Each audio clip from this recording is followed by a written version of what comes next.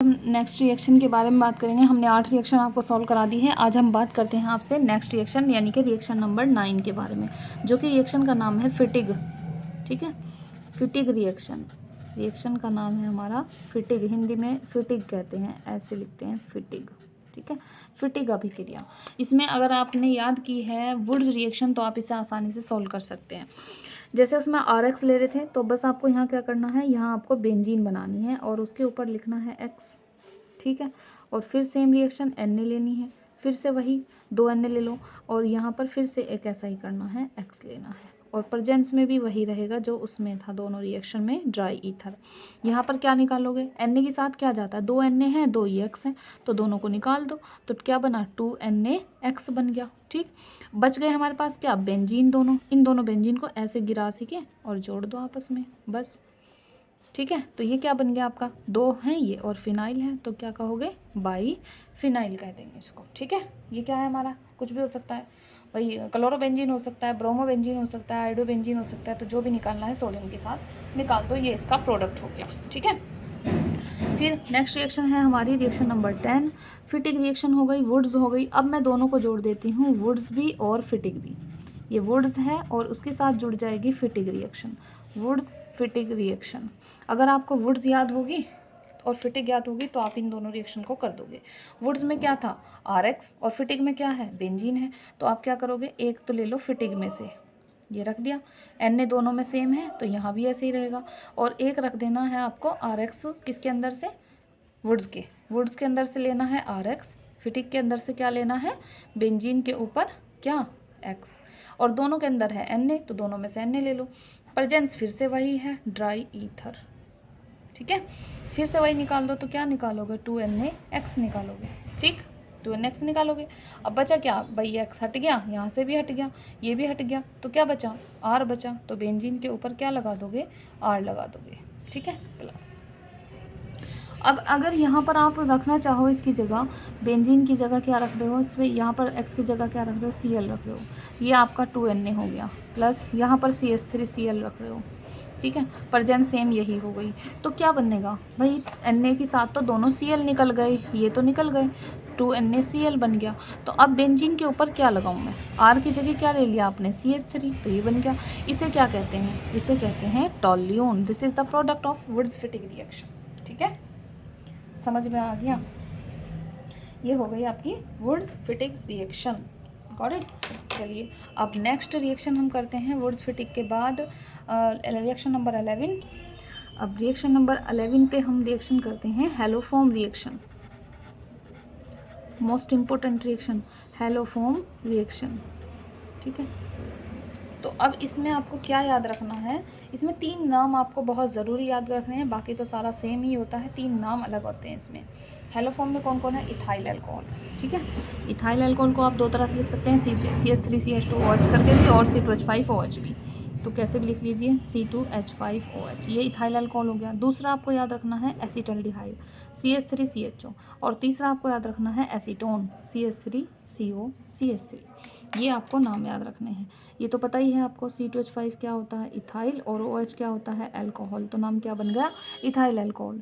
CH3CHO को क्या कहते हैं, एसीटल्डिहाइड कहते हैं। ठीक है, और इसको क्या कहते हैं, एसीटोन कहते हैं। CH3COCH3 क्या होता है, एसीटोन होता है। अब इनकी रिएक्शन आपको ध्यान क्या रखना है, ये 3 चीज़ अलग थी, वरना बाकी अप्रॉक्स सेम होता है। तीनों की रिएक्शन Cl2 से करा दो। ठीक, फिर और किससे कराएंगे साथ में, NaOH भी तीनों में सेम रहेगा, ये आपका NaOH नाम अच्छे से जानते हो, Na सोडियम, OH हाइड्रोक्साइड। अब इसका जो प्रोडक्ट है वेरी इंपॉर्टेंट, ठीक है, जो पूछा जाता है, तो प्रोडक्ट कैसे याद रखेंगे कि प्रोडक्ट हमारा क्या है, इसमें क्लोरोफॉर्म, प्रोडक्ट क्या है हमारा, क्लोरोफॉर्म होता है। ठीक है, प्रोडक्ट क्या है, क्लोरोफॉर्म है। तो प्रोडक्ट क्लोरोफॉर्म हो गया तो फॉर्मूला भी पता होना चाहिए, CHCl3, तो यहाँ पर लिख दो CHCl3, ये इसका प्रोडक्ट बन गया। CHCl3 तीनों में बनेगा, सेम बनेगा, बस एक चेंज है हल्का सा। ठीक है, आगे तीनों में क्या बनेगा, सोडियम फॉर्मेट, HCOO Na, यहाँ पर भी HCOO Na। ठीक है, और इसमें Na के साथ क्या जा सकता है, यहाँ से Cl, और प्लस HOH बचेंगे तो क्या बना देगा H2O। सेम टू सेम इसी यही बनेगा NaCl प्लस H2O। ठीक, तो बताओ कोई चेंज आया यहाँ तक? नहीं आया, यहाँ भी नहीं आएगा, बस एक चेंज आएगा इसमें। ठीक है, यहाँ NaCl बना है, यहाँ पर भी COONA और प्लस NaCl और प्लस क्या बना H2O। अब आपको जो चेंज आएगा वो मैं बताती हूँ। यहाँ पर कैसे याद रखोगे, यहाँ पर एक H है, इसमें भी एक H है और यहाँ पर H लगा दिया हमने, दोनों में सेम है, बट यहाँ पर क्या है CH3, तो इस H की जगह आपको क्या ध्यान रखना है, हमें एक CH3 लगाना है। तो नाम ये क्लोरोफॉर्म है तीनों। ठीक, यहाँ मैंने लिख दिया पहले ही। फिर sodium format, sodium chloride, water, sodium format, sodium chloride, water, but ये क्या है, सोडियम एसीटेट है। CH3 लगते ही क्या बन जाता है, एसीटेट बन जाता है। ठीक है, अब इसी की अपोजिट रिएक्शन जो आपको करनी है उसका नाम है क्या, याद होगा मैंने आपको कराया है आयोडोफॉर्म रिएक्शन। ठीक है, IODOFORM, iodoform. Same to same reaction है, कुछ नहीं चेंज करना। Cl को जहाँ Cl2 लिखा है वहाँ I2 कर दो। तो इसका अगर प्रोडक्ट पूछें कि प्रोडक्ट क्या होगा, तो क्लोरोफॉर्म की जगह यही प्रोडक्ट हो जाएगा जो लिखा है रिएक्शन का नाम, जो रिएक्शन का नाम है वही प्रोडक्ट का नाम है आयोडोफॉर्म। ठीक है, तो इसे कैसे सॉल्व करोगे आप, देखो सेम यही लिखो तीनों।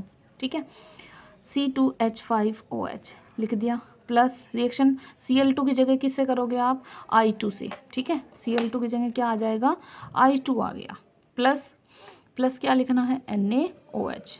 अब क्या बनेगा, जैसे CHCl3 बन रहा तीनों में, आपको क्या बनाना है CHI3, ये बन गया। प्लस में क्या लिखोगे, सेम वही जो ऊपर बना है HCOONA प्लस NaCl की जगह NaI और प्लस H2O, बन गया ना सेम। देखो मैच कर लीजिए आप, ऊपर वाली रिएक्शन जो है आपकी ये C2H5Cl, सिर्फ Cl2 की जगह I2, यहाँ भी Cl की जगह I, Cl की जगह I, बाकी सब सेम है। ठीक है, अब ऐसे ही आपको क्या करना है, इथाइल अल्कोहल के साथ हो गई, एसिटल्डिहाइड के साथ CH3CH जो लिखें, प्लस अब हमें क्या लिखना है, यहाँ पर I2 लिखना है और प्लस किससे रिएक्शन करानी है, NaOH से। प्रोडक्ट फिर से वही बनेगा, इसमें भी CHI3। ठीक है, और प्लस क्या बनेगा, सेम यही HCOONA plus NaI plus H2O। ठीक, फिर यहाँ पर क्या बनेगा, एसीटोन CH3COCH3, ये एसीटोन हो गया, मैच कर लीजिए ऊपर से। प्लस यहाँ पर भी प्लस सेम रखेंगे NaOH, और यहाँ पर आपको क्या करना है, I2 लेना है, ये मैंने पेन चेंज करके लिखा है। और यहाँ पर क्या बनेगा प्रोडक्ट, फिर से CHI3। ठीक, फिर से वही चेंज करना है, यहाँ पर H था लेकिन यहाँ क्या है CH3, तो आपको यहाँ क्या लिखना है, CH3 लिखना है। ठीक है, बाकी सब कुछ सेम है, COONA प्लस NaI और प्लस H2O, ये बन गया। ठीक है, तो आप ऊपर वाली हेलोफॉर्म रिएक्शन को मैच कर सकते हैं किसके साथ, आयोडोफॉर्म के साथ। ठीक है, अब हम रिएक्शन करते हैं नेक्स्ट 13 पर हमारा आता है क्या, फ्रीडल क्राफ्ट रिएक्शन। ठीक है, यहाँ पर हम करते हैं कौन सी, Friedel Crafts reaction. English Hindi से कोई फ़र्क नहीं पड़ता बच्चों, डोंट, ठीक है, don't be stress about it. Friedel Crafts English में लिख सकते हो आप, फ्रीडल क्राफ्ट अभिक्रिया। ठीक है, ये बन गई। अब इसमें मैं आपको कुछ पॉइंट बता दी हूँ, वो ज़रा ध्यान देना, क्योंकि इस रिएक्शन को आप कंफ्यूज कर लेते हैं। फ्रीडल क्राफ्ट जो होती है, इसे इंग्लिश में ऐसे लिखते हैं, फ्रीडल क्राफ्ट रिएक्शन। ठीक है, ये दो तरह से होती है, कितने तरह से, दो तरह से। तो पहली रिएक्शन जो होती है इसकी कौन सी है, एल्काइलेशन, मैं पीछे भी वीडियो में आपको बता चुकी हूँ इसको। और दूसरा आता है एसिटाइलेशन। ठीक है, एसिटाइलेशन, हिंदी में इसको कहते हैं एल्कलीकरण, जो पहली रिएक्शन है ये, और सेकंड ये, इसे कहते हैं एल्कलीकरण, एल्कलीकरण, और इसे कहते हैं एसिटिलीकरण। ठीक है, ये हमारा बनता है एसिटिलीकरण, ये एल्कलीकरण और ये एसिटिलीकरण। तो अब इसमें रिएक्शन किससे कराते हैं, तो हमारा रिएक्टेंट होता है वो कौन होता है, प्लस में RX से कराते हैं। इसमें कौन होता है, बस इन दोनों के बीच में CO लिख दीजिए, COX हो जाएगा। ठीक है, तो इसमें अगर हम देखें, इसे R की जगह हम क्या लिख सकते हैं, CH3Cl, और इसे क्या लिख सकते हैं, CH3COCl। इसका नाम क्या होता है, मिथाइल, और Cl को क्या कहते हैं, क्लोराइड, तो नाम क्या बन गया, मिथाइल क्लोराइड। इसको क्या कहते हैं, CH3CO को एसिड, और ये क्या है Cl क्लोराइड, या एसिटिल क्लोराइड भी लिख सकते हो, ठीक है। ये लिखा ना एसिटिल, और Cl क्या है, क्लोराइड है, ठीक है। अब आपको अच्छे से समझ में आना चाहिए कि ये कहाँ जाता है, ये H के साथ जाता है, HCl, ठीक है। अब मैं अगर इसमें बेंजीन से कराऊँ इसको, पहले फिनॉल की करा देती हूँ, पीछे भी मैंने आपको करा दी थी ये, ठीक है। तो अगर बेंजीन की फ्रीडल क्राफ्ट लिखें हम, मैं यहाँ पर लिख रही हूँ कि बेंजीन की फ्रीडल क्राफ्ट, बेंजीन की जो फ्रीडल क्राफ्ट है, तो इसमें पहली एल्काइलेशन, ये है बेंजीन की फ्रीडल क्राफ्ट एल्काइलेशन। अगर बेंजीन की रिएक्शन मैं किससे करा दूँ, CH3Cl से, आसानी से आप कर देंगे। तो क्या बनेगा, बेंजीन के ऊपर क्या लगेगा, CH3 लग जाएगा, प्लस में क्या निकलेगा, HCl निकल जाएगा। इसे क्या कहते हैं आप, टोल्यून। दैट्स इट, आसान है, ठीक है। दूसरी, अगर हम रिएक्शन कराएं एसिटाइलेशन, एसिटाइलेशन, तो एसिटाइलेशन में अब क्या करोगे, बेंजीन लिखोगे इधर, क्योंकि हम बेंजीन की कर रहे हैं, और इधर क्या लिखेंगे, CH3COCl। अब भी आपको यही करना है, ये जो H है ये कहाँ जाएगा, Cl के साथ, बचा क्या आपका, बेंजीन के ऊपर COCH3। पता है ना इसे जोड़ने का तरीका क्या है, इधर से जहाँ से हटाते हो, इसका नाम बन जाता है एसीटोफिनोन, ठीक है। क्या कहते हैं इसको, एसीटोफिनोन कहते हैं, ठीक है। अब दूसरा हम पढ़ते हैं क्या, ये तो हो गई बेंजीन की फ्रीडल क्राफ्ट, ये किसकी है, बेंजीन की फ्रीडल क्राफ्ट। अब हम पढ़ते हैं किसकी, टोल्यून की फ्रीडल क्राफ्ट, जो बना है ना ये, इसी की पढ़ लेते हैं, टोल्यून की। दूसरा पॉइंट, टोल्यून की फ्रीडल क्राफ्ट, टोल्यून की फ्रीडल क्राफ्ट करो। पहला alkylation, very well you know that, ठीक है, एल्काइलेशन। तो एल्काइलेशन मतलब किससे रिएक्शन करनी है, RX से। और टोल्यून क्या होता है हमारा, बेंजीन के ऊपर क्या, CH3, बेंजीन के ऊपर CH3, प्लस किससे रिएक्शन करानी है, CH3Cl से फिर से। तो क्या करोगे, ये तो ऑलरेडी लगा हुआ है इस पर CH3, प्लस क्या निकलता है, HX, यानी कि HCl। अब आपको इसमें ये पता होना चाहिए कि ये कौन सा ग्रुप है, जो मैंने आपको पहले कराया ऑर्थो और पैरा। तो एक बार ऑर्थो पे लगाओ CH3 को, एक बार पैरा पे लगाओ, दोनों जगह लगाना पड़ेगा, ठीक है, क्योंकि ये ऑर्थो और पैरा दोनों ग्रुप होता है। अब 3 CH3 आ गए बेंजीन से, एक ऑर्थो पे एक पैरा पे, तो नाम क्या पढ़ोगे इसका, नंबर देख लो, यहाँ से गिन लो इसको, IPSC लिखोगे तो 1 2 3 4, 1 पे 2 पे और 4 पे है, 1 2 4 ट्राई मिथाइल बेंजीन। देखो 1 पे 2 पे और 4 पे, 1 2 4 कितनी बार आया, 3 बार, ट्राई, और CH3 को क्या कहते हैं, मिथाइल, और ये क्या है हमारा, बेंजीन। 1 2 4 ट्राई मिथाइल बेंजीन, ठीक है। अब दूसरा एसिटाइलेशन, चलिए इसे भी कर लेते हैं, ठीक है। एसिटाइलेशन, एसिटाइलेशन, अब एसिटाइलेशन करेंगे किसका, बेंजीन का, तो किससे कराएंगे रिएक्शन, एसिटिल क्लोराइड से। एसिटाइल अपने आप बताता है कि किससे करनी है, ध्यान रखोगे तो समझ में आसानी से आ जाएगा। बेंजीन के ऊपर पहले CH3 लगाओ, ये हो गया हमारा क्या, ये हो गया टोल्यून, प्लस किससे करनी है रिएक्शन, CH3COCl से करनी है। क्या निकलता है इसके अंदर भी, HCl, ये बन गया। और तो बेंजीन के ऊपर यहाँ CH3 टोल्यून, ये COCH3, ये COCH3, एक बार ऑर्थो पे और एक बार पैरा पे, समझ में आ गया, ठीक है। और इसे लगाने पर ये बनता है एसिटोफिनोन, तो ये डाई एसिटोफिनोन टोल्यून बन जाएगा, ठीक है। चलिए नेक्स्ट रिएक्शन करते हैं फिनोल की। तो हमारा पॉइंट है फिनोल की फ्रीडल क्राफ्ट। तो बेंजीन के ऊपर अगर हम OH लगा दें तो क्या बन जाएगा, ये फिनोल बन जाएगा। किससे रिएक्शन कराएं, CH3Cl से।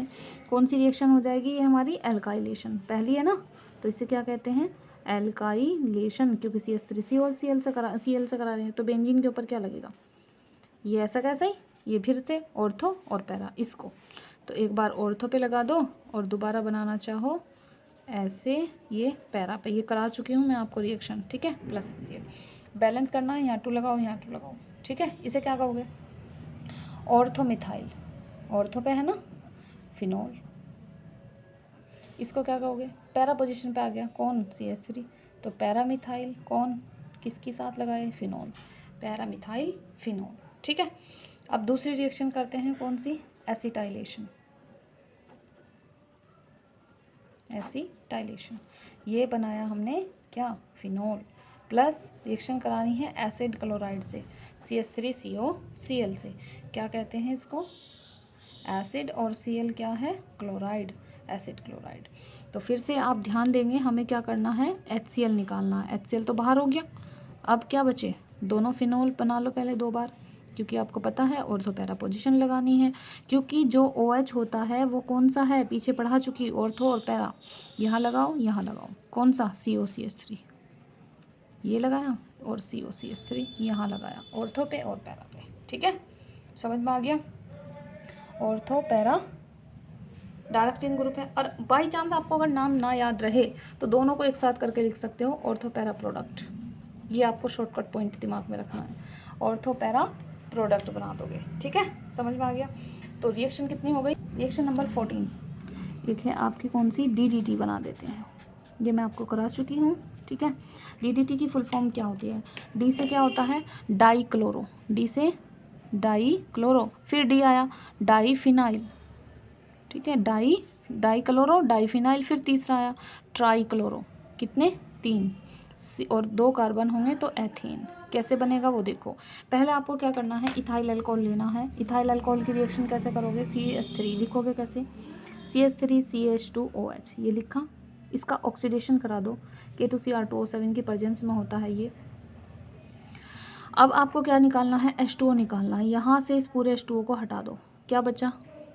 H2O बाहर हो गया, या क्या बचा? CH3C बचा, फिर H है, देखो C के बाद क्या है? H है, फिर ये वाला O इसमें जोड़ दो।